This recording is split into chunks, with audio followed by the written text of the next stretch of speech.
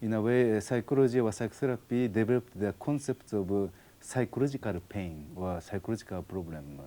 And this, of course, was necessary for them to help people, and for that, I completely agree with them that they should continue their way to help people. But then meditation is different. Meditation is helping oneself. So clearly, meditation way is completely different from psychology, psychotherapy way. So I'm only talking about from the meditation point of view. Then I don't deal with other people's problem, but I deal with myself. Then when I see myself and then see problem or pain, then I can see that all the problems or pain are body. Okay, so that's why, in a way, there's only physical pain. And then what people call psychological pain is actually a physical pain which is caused by some thoughts or feeling. But then still, it's a body which is suffering. And then, but then this you have to really see it in your daily life. That when you feel you suffer, you must really perceive yourself to see what is suffering. Then you will see that it's only body suffers. And I think it's very important. Then the moment you are able to perceive that your body is suffering, then your mind is free from suffering. So this free mind which is free from your own suffering, has the power to, in a way, to deal with the suffering. When people say feeling, it's interpretation of your body through words.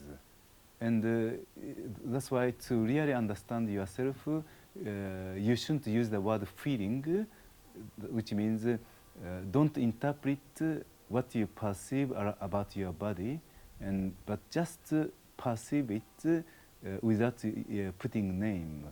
And this is difficult for many people, and this is in a way completely opposite direction as a psychotherapy, because when you do psychotherapy, in a way you have to express what's happening in your body to communicate to therapists. So for psychotherapy it's necessary. But then when I do myself, it's better not to interpret the words, because then in a way I distort the reality with my interpretation. Okay, so in meditation you must learn to perceive your body without interpretation. And that's in a way difficult part, because most people have a habit of interpretation.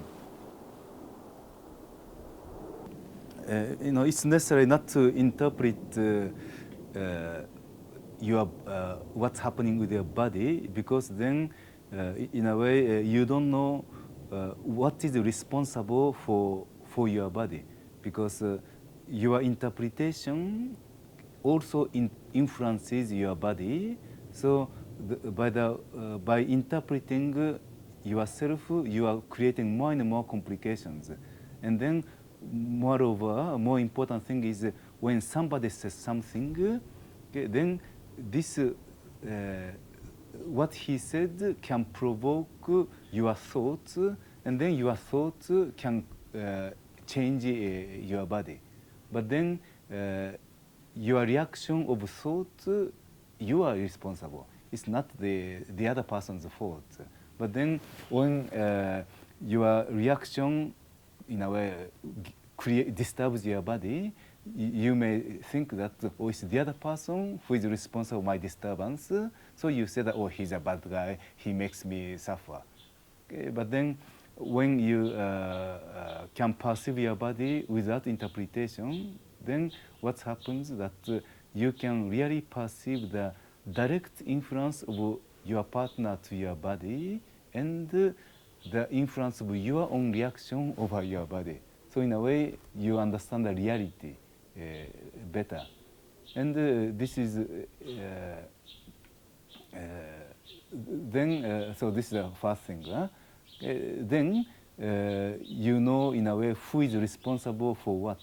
Because very often when you feel bad, people very often say that, oh, he has negative energy, this kind of nonsense. But then I always criticize this kind of people because it's often that it's not the other person who is responsible, but it's your reaction with the other person who is responsible. So you must first deal yourself so that you don't create these complications in order to see the reality. Okay, but then if you are sure that you are not creating complications because you don't interpret your body, which means you don't use the word feeling, so what happens in that case, when you are alone, you, in a way, you feel good all the time.